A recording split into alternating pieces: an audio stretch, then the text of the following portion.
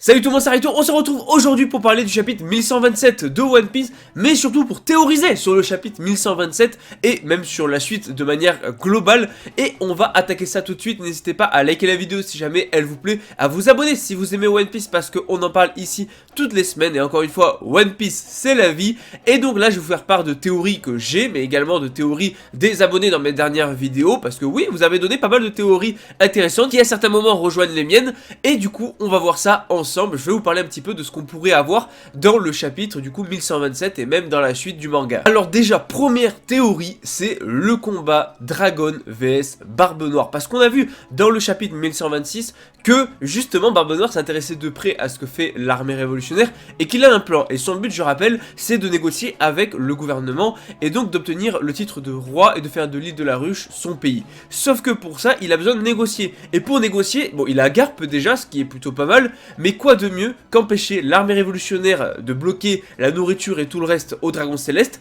donc du coup de venir sauver les dragons célestes en affrontant l'armée révolutionnaire, en les empêchant de bloquer tout, pour justement permettre de négocier encore plus facilement avec eux. Franchement ça pourrait être une théorie de fou, et ça... moi j'en ai parlé dans la review, mais vous en avez parlé aussi en commentaire, et je trouve que ça pourrait être très intéressant. Et donc, le Dragon passe à l'action normalement, donc logiquement, Barbe Noire va passer à l'action. De toute façon, il l'a dit, la guerre va commencer même entre les empereurs. Donc, on pourrait avoir un combat, et ça serait incroyable, Dragon vs Barbe Noire, puisqu'on aurait l'armée révolutionnaire vs l'équipage de Barbe Noire. Et franchement, un combat entre un empereur et Dragon, ben franchement, je valide, ça pourrait être vraiment très très cool dans la suite du coup du manga. Une autre théorie hyper intéressante, et qui franchement prend sens en tout cas, avec le dernier chapitre, puisque on a Shanks qui a fait boire à Bartholoméo un faux poison pour tester la loyauté de Bartholoméo, voir s'il était fidèle à One Piece. Et une théorie qui circule énormément, qu'on me l'a dit plusieurs fois en commentaire et tout, c'est effectivement le fait que peut-être Shanks aurait empoisonné Roger. Et ça serait une dinguerie. Non seulement ça permettrait d'expliquer qu'en fait Shanks n'est pas gentil, et donc la fameuse théorie comme quoi Shanks serait méchant serait validée, donc ce serait un réel pirate, mais en même temps, voilà, soit ça peut être Shanks, d'un autre côté ça peut être ça, mais ça peut être aussi justement quelqu'un de l'équipage de Roger à l'époque, et Shanks justement, c'est pas lui en fait, c'est quelqu'un d'autre, et Shanks teste la loyauté de Bartholoméo pour voir justement si Bartholoméo ne va pas faire la même chose qui est arrivé à Roger à l'époque. Ça c'est une dinguerie, parce que Roger a probablement vraiment été empoisonné. Sinon, très peu de chances qu'il ait fait ce test-là, Shanks. Donc j'aime bien l'idée, j'aime bien la théorie, ça peut être vraiment intéressant de voir ça, et de voir que finalement, il y a bien quelqu'un qui aurait empoisonné Roger, soit c'est Shanks, et donc du coup Shanks serait un méchant, soit c'est pas Shanks, mais Shanks justement, ça l'a marqué, et donc du coup, essaye maintenant de voir si les gens sont fidèles avec Luffy, s'ils ne trahiront pas Luffy. Et voilà, franchement j'aime beaucoup ça, je trouve ça vraiment très très très cool, je trouve la théorie assez intéressante finalement. Alors une autre théorie sur la suite du prochain chapitre et même les prochains, c'est par rapport à Nami. Nami qui, je rappelle, il y a même deux théories à faire. La première théorie, c'est Nami qui se réveille dans un endroit avec une sorte de Lego et tout. Et là, une théorie qui pourrait être intéressante, c'est que ça soit brûlé. Alors, il n'y a pas que Luffy, pas que Nami, pour y avoir Luffy et les autres, mais que, du coup, brûler et utiliser son fruit du démon miroir pour justement, et à la demande de Katakuri, pour transporter dans le monde des miroirs l'entièreté du Thousand Sunny avec Luffy, Nami, Usopp, Sanji, tout ça, Zoro et tout. Et justement parce que brûler aurait éveillé son fruit, ça lui aurait permis de le faire.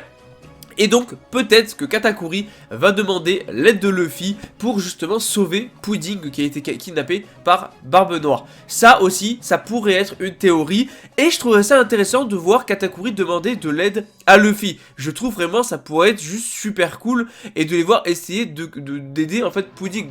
Et donc du coup ça ramènerait à un combat contre Barbe Noire. En soi c'est possible, mais...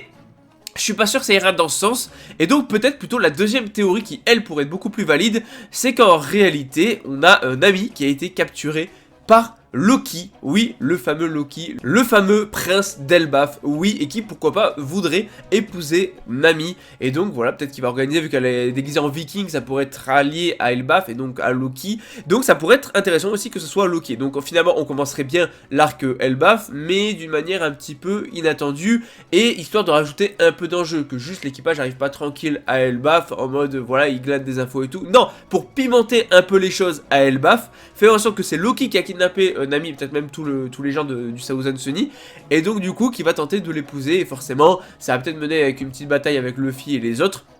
mais qui peut-être finira bien, et au final ils glaneront des informations, et peut-être même qu'on reverra l'homme à la brûlure, ou peut-être même que la disparition peut être liée aussi à l'homme à la brûlure, tout est possible. Notre théorie assez intéressante serait que Lily, c'est Im en réalité, enfin que Im serait Lily, mais que son fruit du démon juste l'a submergée, a repris le contrôle d'elle, et donc du coup c'est pour ça qu'elle est comme ça actuellement. Bon, c'est une petite théorie comme ça qu'on balance, pas trop forcément de lien avec le prochain chapitre ou avec ce qui pourrait se passer, mais en soi, avec la suite lointaine, pourquoi pas. Ensuite, les deux autres théories, mais bon, l'une ça pourrait être le fameux triangle de Florian, pourquoi pas, et pas mal de gens parlaient des origines de Nami et tout, donc ça peut être intéressant, surtout que, bah, on voit bizarrement Nami, mais bon, comme encore une fois, ça pourrait être juste lié à Loki, donc du coup c'est pour ça qu'on voit Nami en premier, et sinon, tout bête, soit c'est juste les hallucinations de leur fameux saké, voilà, ils hallucinent, hallucination collective, ou je ne sais pas quoi, ils sont dans un bad trip, tu vois, non, vraiment ça pourrait être assez drôle, ou bien, encore une fois, pour moi la théorie la plus logique,